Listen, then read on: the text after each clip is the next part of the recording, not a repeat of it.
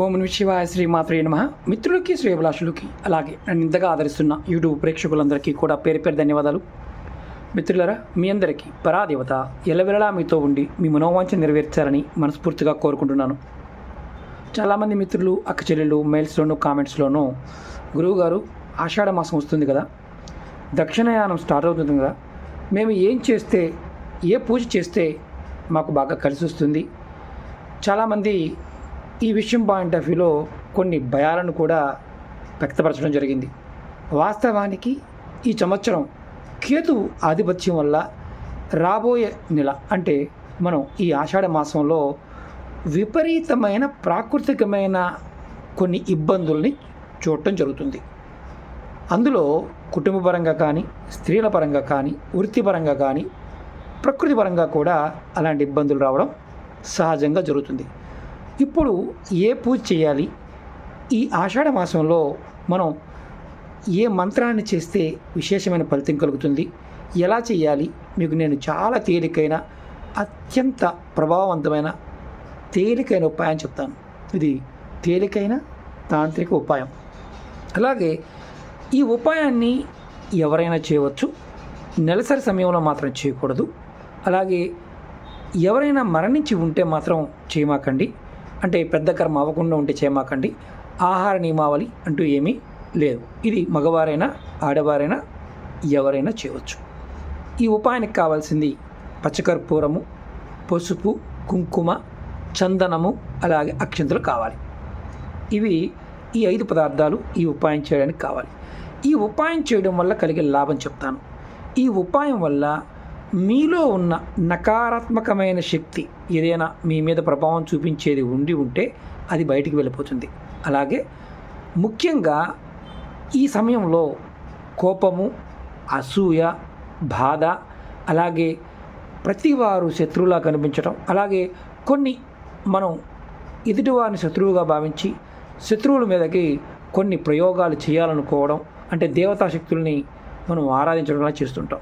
వాటి వల్ల కూడా కొంత నష్టాన్ని చవి చూడవలసి వస్తుంది. కాబట్టి ఈ ఉపాయం ఇలాంటి వాటి నుండి బయటపడడానికి, అలాగే వృత్తిపరమైన, ఆర్థికపరమైన, వ్యవసాయపరంగా, కుటుంబపరంగా కూడా ఈ ఉపాయం చేయడం వల్ల అదృష్టం కలిసి వస్తుంది. ఎలా చేయాలి, ఏ విధంగా చెప్తాను, ఆ విధంగా ప్రయత్నం చేయండి. అలాగే మీకు ఈ వీడియో నచ్చినట్లయితే లైక్ చేయండి. ఛానల్ని కొత్తగా చూసే మిత్రులు సబ్స్క్రైబ్ చేసుకొని పక్కనే ఉన్న గంట సింబల్ని యాక్టివేట్ చేసుకోండి. 10 మంది మిత్రులకు షేర్ చేయండి. అలాగే మన ఛానల్ అంటే ఈ ఛానల్ కాకుండా ఇంకా మన ఛానల్స్ చాలా ఉన్నాయి. ఆ ఛానల్ లింక్స్ కూడా వీడియో డిస్క్రిప్షన్లో ఇచ్చాను. అలాగే Facebook link, Twitter link, Insta link, ఇలా మన సోషల్ నెట్వర్క్ సంబంధించాను. అలాగే మన ఈ-కామర్స్ వెబ్సైట్ లింక్ కూడా వీడియో డిస్క్రిప్షన్లో ఇచ్చాను. ఈ ఉపాయాన్ని ఆడవారైన మగవారం చేయవచ్చని చెప్పాను. ఈ 5 పదార్థాలు కావాలి. మీరు రేపటి నుండి సోమవారం రేపటి నుండి మీరు ఈ ఉపాయాన్ని ఆషాఢ మాసం పూర్తయ్యే వరకు చేయండి. నెలసరి సమయం ఉన్నప్పుడు ఆడవారు వదిలేయండి, తర్వాత కంటిన్యూ చేయండి. మీరు ఏం చేస్తారంటే ఇంటి లోపల మీరు భైరవుడు కానీ, అంటే శివస్వరూపంగా ఉన్న శివ ఫ్యామిలీ ఫోటో అయినా పర్వాలేదు, లక్ష్మీనారాయణుల ఫోటో, లేదంటే అమ్మవారి దుర్గాదేవి అమ్మవారి ఫోటో అయినా పర్వాలేదు.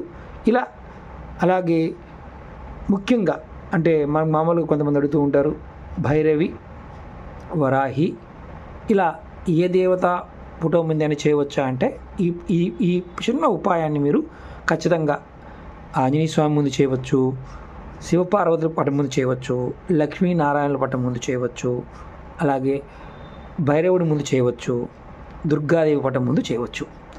అలాగే ఉగ్రదేవతలైన వరాహి కావచ్చు, కాళిక కావచ్చు, చండి కావచ్చు, ఆ పటాల ముందు కూడా ఈ ఉపాయాన్ని నిర్భయంగా చేయవచ్చు.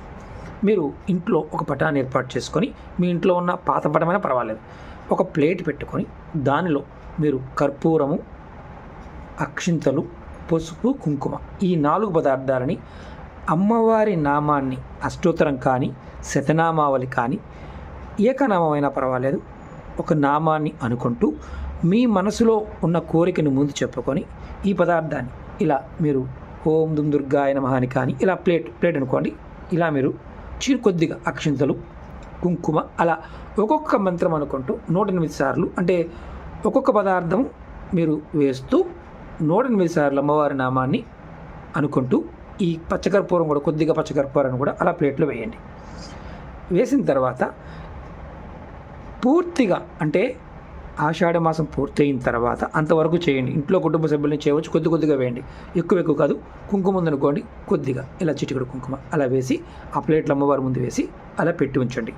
తర్వాత మీరు ఏం చేస్తారంటే ఆషాఢ మాసం పూర్తయిన తర్వాత ఏదైతే మీరు మొత్తం కలిపి ఉన్న పదార్థాలు, ఈ 5 పదార్థాలని ఒక ఎర్రటి క్లాత్లో మూటగా కట్టి మీరు మీ ఇంటి గుమ్మం పైన, అంటే ఆషాఢ మాసం పూర్తయిన తర్వాత మీ ఇంటి గుమ్మం పైన బయట పక్కన గుమ్మడికాయ కడతారు కదా, గుమ్మడికాయ కట్టే దగ్గర ఆంజనేయ స్వామి పటం పెట్టుకునే దగ్గర అక్కడ ఆ ప్రాంతంలో మీరు ఆ ఎర్రటి కొత్త క్లాత్లో ఈ పదార్థాన్ని అంతా వేసి మూటగా కట్టి పైన కట్టండి. మీరు ఫస్ట్ రోజున ఏదైతే కోరుకుంటారో, మనసులో సంకల్పం చెప్పుకుంటారు కదా, అదే కోరిక మీరు ఆషాఢ మాసం పూర్తయ్యే వరకు చేయండి. అమ్మవారి నామం దుర్గాదేవి కానీ, చండీ కానీ, వరాహి కానీ, భైరవి కానీ, లక్ష్మీనారాయణులు కానీ, శివపార్వతులు కానీ, ఆంజనేయ స్వామి కానీ, కాలభైరవుడైనా పర్వాలేదు. ఇలా ఏ నామాన్నైనా సరే మీరు తలుచుకుంటూ చేసినట్లయితే విశేషమైన ఫలితాన్ని ఇస్తుంది. ఇది ఎప్పుడు మార్చాలి? మరి కట్టాం కరెక్టే, ఎప్పుడు మార్చాలి? మళ్ళీ వచ్చే ఆషాఢ మాసంలో ఆ రోజు తీసివేసి కొత్తగా మళ్ళీ మీరు ఆ సమయంలో చేసుకోవచ్చు. సంవత్సరంలో ఈ ఉపాయాన్ని ఒక్కసారి చేసినట్లయితే విశేషమైన ఫలితాన్ని పొందుతారు. ఐశ్వర్యము, ధనము, ఆరోగ్యము, శత్రు నివారణ, అలాగే ముఖ్యంగా కుటుంబ సభ్యుల మధ్య గొడవలు, భార్యాభర్తల మధ్య గొడవలు, ఉద్యోగాన్ని విషయంలో ఉద్యోగం రావడం, ఇల్లు వాస్తురీత్యా కలిసి రాకపోతే ఆ ఇంటి పాయింట్ ఆఫ్ వ్యూలో కూడా మీకు కలిసి రావడం, ఇలాంటివన్నీ కూడా చక్కగా జరుగుతాయి. ప్రయత్నపూర్వకంగా చేయండి. ఈ చిన్న ఫలితం, ఇది చాలా తేలికైన సిద్ధి ఉపాయం. ప్రయత్నపూర్వకంగా చేస్తే ఫలితాన్ని ఆ పరాదేవత ఖచ్చితంగా ఇస్తుంది. ఓకే మిత్రులారా, ఓం నమః శివాయ, శ్రీమాత్రే నమః.